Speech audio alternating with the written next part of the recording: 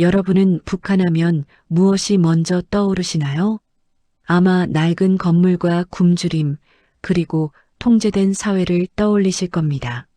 하지만 지금 평양의 밤거리는 우리가 알던 모습과는 전혀 다르게 흘러가고 있습니다. 장마당을 통해 거대 자본을 축적한 신흥 부유층, 일명 돈주들이 등장하면서 북한의 소비 지형이 완전히 바뀌었기 때문인데요. 이들은 이제 단순히 먹고 사는 문제를 넘어 남들의 시선을 의식한 럭셔리 라이프를 즐기기 시작했습니다. 강력한 대북 제재조차 비웃듯 평양 상류층의 집안에는 우리조차 구하기 힘든 의외의 물건들이 가득하다고 합니다. 과연 북한 상위 1%만 누린다는 그들만의 은밀한 사치품은 무엇일까요? 오늘 그 충격적인 리스트 5가지를 지금 바로 공개합니다. 우선 스마트폰인데요. 평양에서 스마트폰은 단순한 통신기기를 넘어섰습니다. 최근 출시된 삼태성 8 같은 최신 모델은 북한 돈으로 환산하면 일반 노동자의 수십 년치 월급에 달하는 수백 달러를 호가하는데요. 그런데도 없어서 못 팔 정도라고 합니다. 정말 놀라운 사실은 자국산 스마트폰에 만족하지 못하는 진짜 부자들은 대북 제재를 뚫고 들어온 아이폰이나 갤럭시를 사용한다는 점입니다. 물론 인터넷 연결이 안 돼서 반쪽짜리 폰에 불과하지만 뒷면의 사과 로고 하나가 주는 사회적 위신이 상상을 초월하기 때문이죠. 이들은 전용 앱스토어에서 최신 게임과 화장법 앱을 다운받고 화려한 케이스로 개성을 드러냅니다. 남한과 다를 바 없는 모습이죠.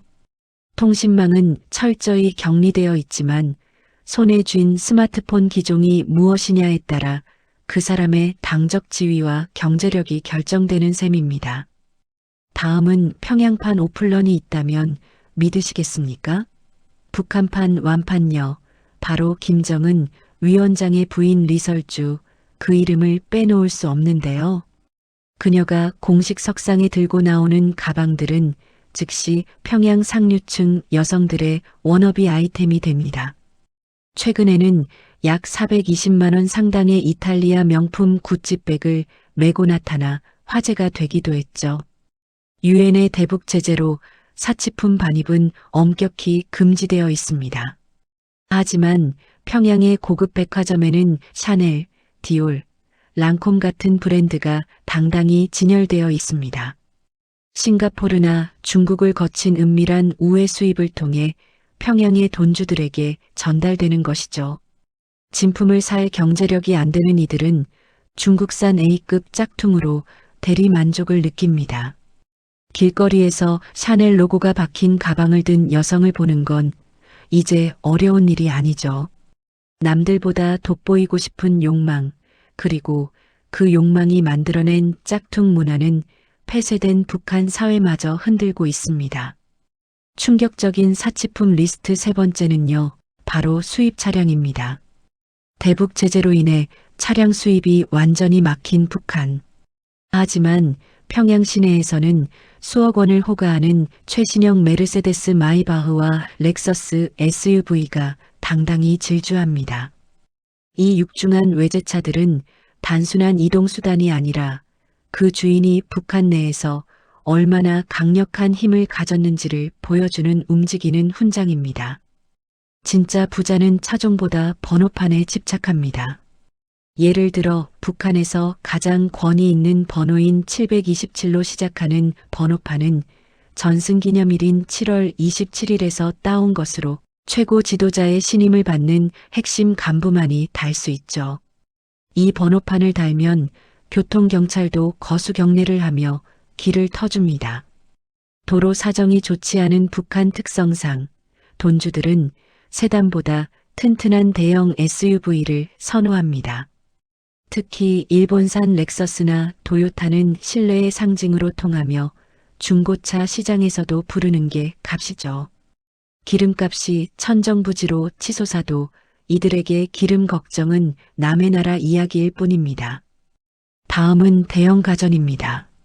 하루에도 수십 번씩 전기가 끊기는 북한에서 대형 가전은 무용지물 아닐까요? 하지만 상위 1% 이들에겐 불가능이 없어 보입니다. 이들은 집안에 고성능 자가 발전기나 대용량 배터리를 설치해 24시간 끊김없는 전력 요새를 구축합니다. 심지어 전압이 불안정해 가전제품이 고장나는 것을 막기 위해 수입산 전압 안정기후 PS를 필수로 갖춰놓죠. 이들이 가장 공을 들이는 건 단연 TV입니다. 나만의 드라마나 영화를 몰래 보더라도 화질만큼은 포기할 수 없기 때문인데요. 중국을 통해 밀수된 삼성의 QLED나 LG의 OLED TV는 평양 부유층 사이에서 최고의 부의 상징입니다. 겉으론 북한산이라 말하지만 정작 거실 한복판을 차지하고 있는 건 우리에게 익숙한 K가전들입니다. 최근 완공된 평양의 80층 고층 아파트 입주자들에게 양문형 냉장고와 로봇 청소기는 필수 혼수품이 되었습니다. 특히 비데와 공기청정기처럼 삶의 질을 높여주는 가전들이 큰 인기죠. 외부 세계와 단절된 듯 보이지만 그들의 거실만큼은 서울의 강남 아파트와 놀라울 정도로 닮아 있습니다. 마지막으로 평양에서 즐기는 럭셔리 라이프 대망의 1위는요. 상위 1%의 반려견 사랑입니다. 북한에서 개는 오랫동안 집을 지키거나 식용으로 쓰이는 짐승이었습니다. 하지만 최근 평양 상류층 사이에서는 이 공식이 완전히 깨졌습니다. 이제 개는 밖이 아닌 안방에서 함께 자고 먹는 가족이자 주인의 부를 과시하는 가장 화려한 장식품이 되었습니다. 특히 말티즈, 치와와, 시추 같은 외래종 소형견들은 돈주들 사이에서 엄청난 인기입니다. 강아지 한 마리 가격은 수백 달러를 호가하며 이들을 위해 중국에서 비싼 사료와 전용 샴푸까지 밀수해 옵니다. 전력난으로 에어컨도 못 켜는 집이 허다하지만 상위 1%의 반려견들은 시원한 거실에서 전용 미용사의 관리를 받기도 하죠. 한때 북한 당국은 반려견 기르기를 부르주아 사상에 물든 행위라며 금지령을 내리기도 했습니다. 하지만 이미 반려견을 통해 행복을 느끼고 부를 과시하는 문화를 막기엔 역부족이었죠.